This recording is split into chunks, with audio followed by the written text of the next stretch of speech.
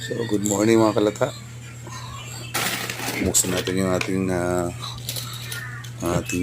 alkansya para sa dagdag sa ating mga puhunan. Huwag lang tayo mawalan ng pag-asa kalata. Sipag at tiyaga lang. Lahat ng mga pangarap maabot natin yan.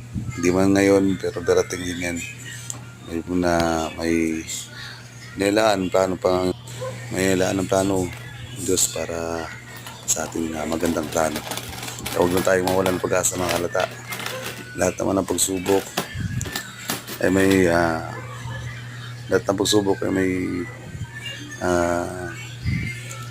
may kasagutan yan. Kaya think positive lang tayo mga kalata. To God bless. God all the glory. Ingat tayo mga kalata.